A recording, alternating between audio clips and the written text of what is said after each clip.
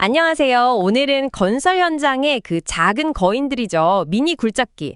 여기에 대해서 좀 쏙쏙들이 파헤쳐 보려고 합니다. 네, 특히 많은 분들이 궁금해하시는 쿠보다 U20-OS랑 얀마 VIO20 이 두 모델을 중심으로요. 저희가 모아본 여러 자료들, 제조사 정보나 사용자 비교 영상, 또 연비 분석 블로그 같은 걸 바탕으로 장단점을 좀 꼼꼼히 비교해 드릴게요. 네, 맞습니다. 혹시 장비 구매를 지금 고민하고 계시거나 아니면 그냥 얘네들 뭐가 다른 거지? 하고 궁금하시다면 오늘 저희 이야기가 좀 명쾌한 답을 찾는 데 도움이 될 겁니다. 네, 오늘 저희가 살펴볼 자료가 쿠보다와 얀마의 공식 소개 자료도 있고요.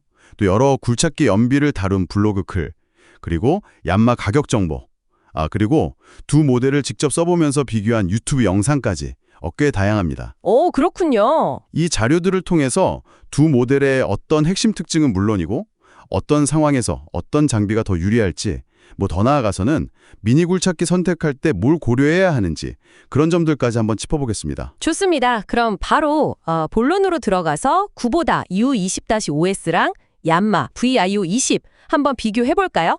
자료들 보니까 역시 엔진 얘기부터 시작해야 할 것 같아요. 맞습니다. 엔진 중요하죠. 굴착기의 심장이니까요. 쿠보다 U20-OS는 자체 개발한 그 친환경 스테이지 V 엔진을 되게 강조하더라고요. 130년 넘는 엔진 기술력을 내세우고요. 와, 130년이요? 대단하네요. 네, 반면에 얀마 VIO20은 3TNV 76 엔진을 쓰는데요. 그 유튜브 영상에서는 특히 소형 디젤 엔진 분야에서 얀마의 명성이나 기술력을 상당히 높게 평가하더라고요. 아, 얀마 엔진이 그쪽으론 또 알아주는군요. 그렇죠. 물론 쿠보다 엔진 역시 일본 내에서는 경쟁력이 충분하다. 이렇게 덧붙이긴 했습니다. 그렇군요. 유튜브 영상에서는 얀마 엔진 기술력을 높게 보면서도 쿠보다 경쟁력도 인정하고, 그러면 실제 사용자들이 이 엔진 차이를 성능이나 내구성에서 확 체감할 만한 그런 결정적인 차이가 있을까요? 자료에 혹시 그런 뉘앙스가 좀 있었나요? 직접적으로 딱 비교한 자료는 사실 없었는데요. 근데 아무래도 얀마 엔진에 대한 그런 높은 평판은 내구성이라든지 신뢰도에 대한 기대로 이어질 수는 있겠죠. 네네. 그보다 역시 오랜 경험을 강조하는 만큼 만만치 않을 거고요. 결국은 브랜드 선호도나 아니면 서비스 접근성 같은 것도 좀 영향을 미치지 않을까 싶습니다. 하긴 그렇겠네요. 작업 공간에 따른 기동성 차이는 좀 어떤가요? 아무래도 좁은 데서 작업할 일이 많을 텐데요. 네, 그 점 중요하죠. 쿠보다 U20-OS는 가변 트랙 기능, 그러니까 차폭을 1300mm까지 줄일 수 있다는 걸 강점으로 내세웁니다. 아, 폭을 줄이는 거요? 네, 좁은 골목이나 실내 작업 같은 데는 확실히 유리하겠죠. 유튜브 영상에서도 이 점을 장점으로 딱 꼽았고요. 비교 대상이었던 아마 구형이었던 것 같은데 그 얀마 모델에는 이 기능이 없었다고 하네요. 근데 그 가변 트랙이 장점만 있는 건 아닐 것 같은데요. 그렇죠. 맞습니다. 얀마 VIO20처럼 트랙 폭이 고정된 경우는요. 구조적으로 보면 지면하고 차체 하부 사이의 높이, 이걸 지상고라고 하죠. 네, 지상고. 이걸 더 확보하기가 좀 쉽습니다. 유튜브 영상에서도 이 점을 지적하는데, 그러니까 좀 울퉁불퉁한 지형이나 장애물이 많은 곳에서는 하부가 이렇게 긁힐 위험이 적다는 거죠.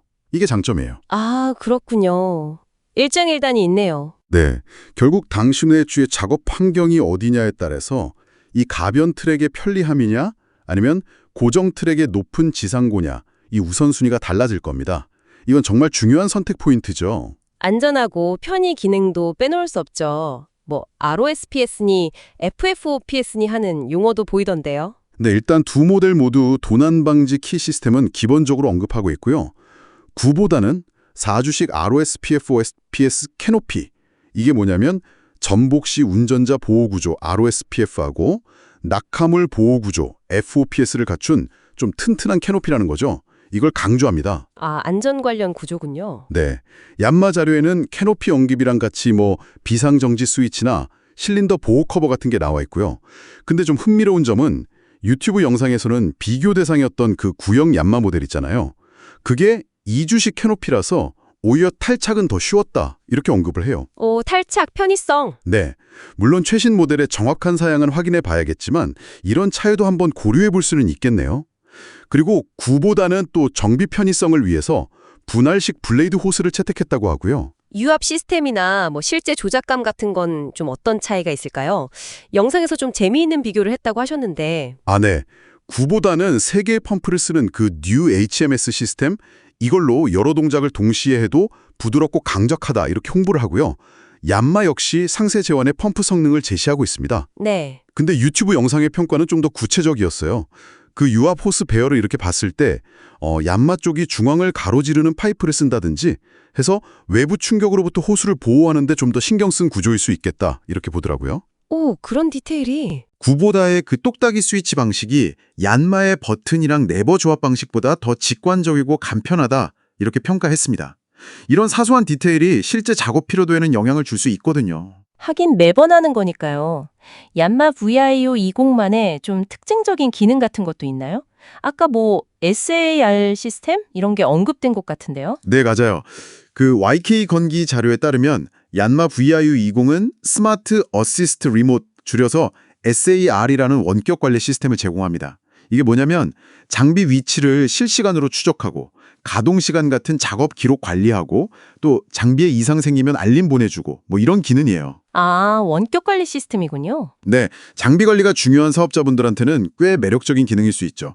구보다의 경우는 디지털 계기판 통해서 장비 상태 내 에러 코드 확인할 수 있다. 뭐 이 정도로 나와 있고요. 약간 기술적인 편의성에서 추구하는 방향이 조금 다른 셈입니다. 그렇군요.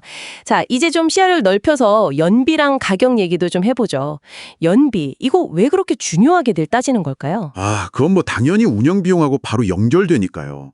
시간당 연료 소모량 뭐 이렇게 표시되긴 하지만 실제 연비라는 게 엔진 성능뿐만 아니라 장비 무게, 유압 시스템 효율, 또 운전 습관, 작업 환경, 변수가 너무 많아요. 그렇죠. 그래서 단순 스펙보다는 실제 사용자들의 평가가 중요하죠. 한 블로그 자료를 보니까 볼보가 이코 모드 같은 걸로 연비 효율 면에서 좀 좋은 평을 받고 있고요. 현대는 중소형 장비, 두산은 유압 효율, 또 코벨코는 정밀 제어, 여기서 강점이 있다고 하네요. 아, 브랜드마다 강점이 다르군요. 네. 반면에 캐터필러, CAT라고 하죠. 거기는 강력한 힘이 장점이지만 연료는 상대적으로 좀 많이 소모하는 경향이 있다. 이렇게 나와 있습니다. 결국은 뭐 힘이냐, 연비냐, 아니면 유지보수 편의성이냐, 이 사이에서 자비한테 맞는 균형점을 찾아야 한다는 거네요. 자료에서도 그래서 데모 장비 써보라고 권하는 거군요. 가격대는 어떻습니까? 가격. 이것도 당연히 중요한 선택 기준이죠. 한 블로그 자료에 따르면 2023년 기준으로 얀마 VIO 20은 신차 가격이 부가세 별도로 한 3,300만 원 선 이렇게 나와 있더라고요. 3,300만 원? 네. 유튜브 영상에서도 신차든 중고든 얀마가 구보다보다는 좀 가격대가 높게 형성되는 경향이 있다. 이렇게 언급을 하고요. 물론 뭐 구보다는 프로모션 같은 거에 따라 달라질 수 있겠지만요. 이런 가격 차이는 중고시장에서도 뭐 그대로 반영된다고 봐야 합니다. 자, 그럼 오늘 살펴본 내용들을 종합적으로 한번 정리해 볼까요? 자료들을 쭉 분석해보니 구보다 U20-OS는 그 가변 트랙을 이용한 좁은 공간 접근성, 그리고 비교적 간편한 어태치먼트 교체 방식, 이런 게 좀 돋보이고요. 네. 반면에 얀마 VIO 20은 그 높은 엔진 평판, 그리고 고정 트랙 모델 기준으로 험지 주파에 좀 유리한 높은 지상고, 또 잠재적으로는 더 견고할 수 있는 유압 라인 보호 설계, 그리고 SAR 같은 첨단 원격 관리 기능, 이게 강점이라고 할 수 있겠네요. 맞습니다. 결국 당신의 선택은 어떤 가치를 더 중요하게 여기느냐에 따라서 달라질 겁니다. 네, 그렇죠. 그리고 연비는 브랜드별, 모델별로 편차가 좀 있는데 자료에 따르면 볼보가 효율성 면에서 좀 좋은 평가를 받는 추세고 캐터필러처럼 아주 강력한 성능을 원한다면 연비는 어느 정도 감소해야 할 수도 있다는 점. 아, 그리고 얀마가 구보다보다 일반적으로 좀 높은 가격대를 형성한다는 점도 고려해야 할 핵심 요소입니다. 결국 뭐 무조건 이게 최고다 하는 굴착기는 없는 거네요.